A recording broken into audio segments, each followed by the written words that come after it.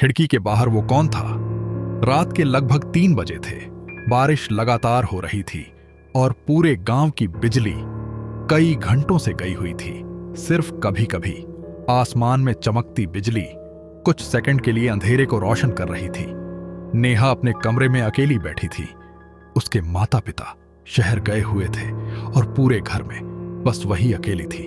शुरुआत में सब सामान्य लग रहा था, लेकिन फिर उसने पहली बार वो आवाज सुनी, टक टक टक, जैसे कोई धीरे धीरे खिड़की पर उंगलियां मार रहा हो। नेहा ने सोचा शायद पेड़ की शाखा होगी, लेकिन कुछ सेकंड बाद वो आवाज फिर आई, इस बार थोड़ी तेज, टक टक टक। नेहा धीरे धीरे खिड़की के पास गई, लेकिन बाहर सिर्फ अंधेरा था, घना, अजीब, दम घोंटने वाला अंधेरा।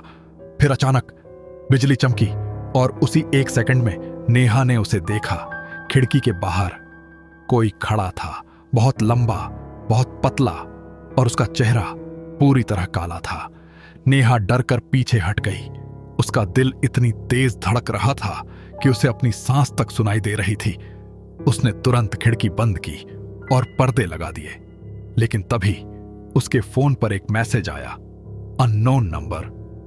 मैसेज में सिर्फ लिखा था, खिड़की मत खोलना। नेहा के हाथ कांपने लगे।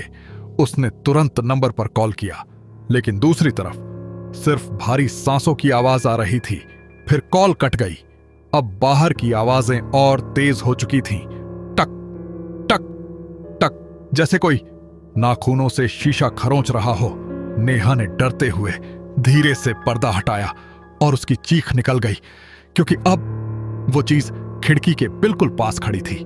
उसका चेहरा इंसान जैसा नहीं था, आंखें पूरी सफेद और मुंह असंभव तरीके से लंबा। फिर वो चीज मुस्कुराई धीरे धीरे, और तभी पूरा घर हिलने लगा। ऊपर की मंजिल से दौड़ने की आवाज आने लगी, जबकि घर में कोई था ही नहीं। नेहा रोने लगी। उसने खुद को कमरे में बंद कर लिया, लेकिन तभी उसके कमरे के बाहर धीरे धीरे कदमों की आवाज आने लगी, थक थक थक, जैसे कोई नंगे पैरों से चल रहा हो। वो आवाज धीरे धीरे दरवाजे तक आई और फिर रुक गई। पूरा कमरा एकदम शांत हो गया। फिर दरवाजे के नीचे से धीरे धीरे काला धुआं अंदर आने लगा। नेहा चीखते हुए पीछे हट गई और तभी उसके फोन पर फिर मैसेज आया, वो अब अंदर आ चुका है। अचानक कमरे की लाइट अपने आप जल गई और नेहा ने देखा उसके कमरे के कोने में कोई खड़ा था, बहुत लंबा, बहुत पतला, और उसकी सफेद आंखें सीधे नेहा को देख रही थीं। फिर वो चीज धीरे धीरे उसकी तरफ बढ़ने लगी। नेहा ने भागने की कोशिश की, लेकिन दरवाजा नहीं खुला, खिड़की नहीं खुली, फोन बंद हो गया और पूरा कमरा धीरे धीरे अंधेरे में डूबने लगा। अगली सुबह पड़ोसियों ने देखा कि नेहा के घर का दरवाजा खुला हुआ था।